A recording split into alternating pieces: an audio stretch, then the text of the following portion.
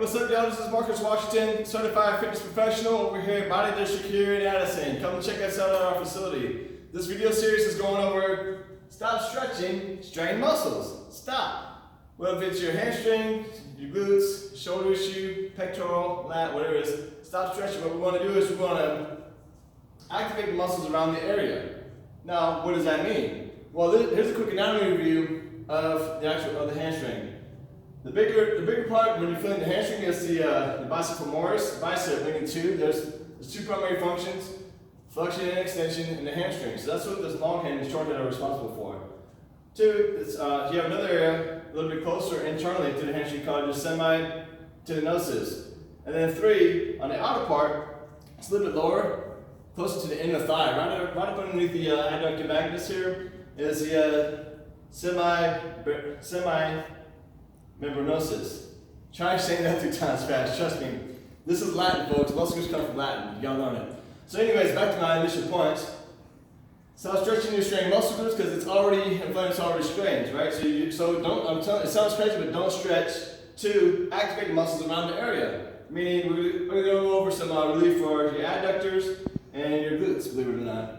3, treatment. So that would be what we're doing today, treatment, some type of form of myofascial release. Muscle activation techniques or active release techniques are great treatments for strained muscles, and those practitioners will show you the right way to solve those issues that you may be having.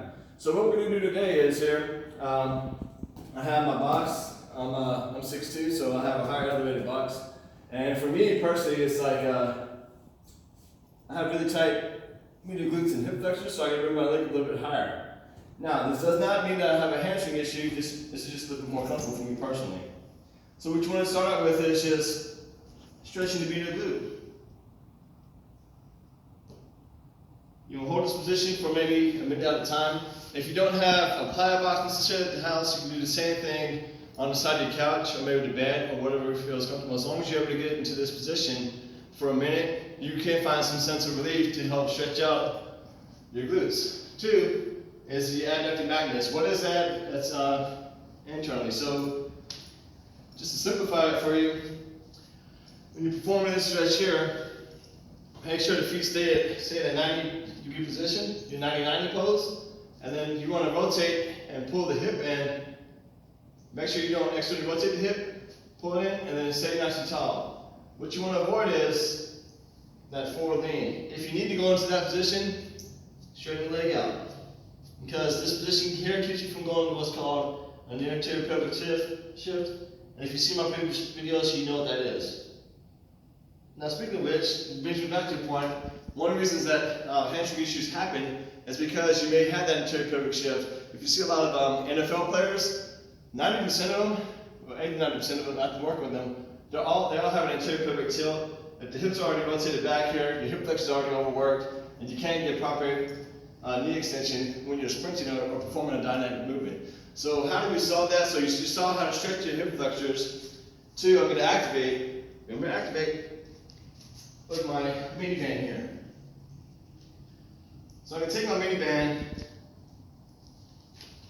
and instead of putting it right around the ankles, I want a little bit more control. So I'm going to externally rotate, put my toe out, I'm going to bring my leg out right about 45 degrees. And then from here, I'm going to bring my leg straight up in the air, activating the hip flexors. When you come down, keep your foot about 2 inches from the floor, pull back up. You want to do this for maybe 6 reps per side. At the top, hold this position for right around 6 seconds. Over a period of time, depending on how repetitive your pattern is, that area is going to be strengthened. 2, at the house, seems very basic, but once again, we're going to activation. You go with just your lateral leg raise. Point your toe towards your chin. Flex up. Now what I'm working here is my TFL, tension fascia lata, and the outer part of my medial glute here. Same concept, hold for roughly 6 seconds. Now what am I doing here actually? In reality, I am strengthening and activating the muscles around the hamstring. So remember, don't stretch, activate. Go. Once again, this is Marcus Washington over here at Body District. If you find this video helpful, be sure to click like and subscribe to my YouTube channel. And thank you. God bless.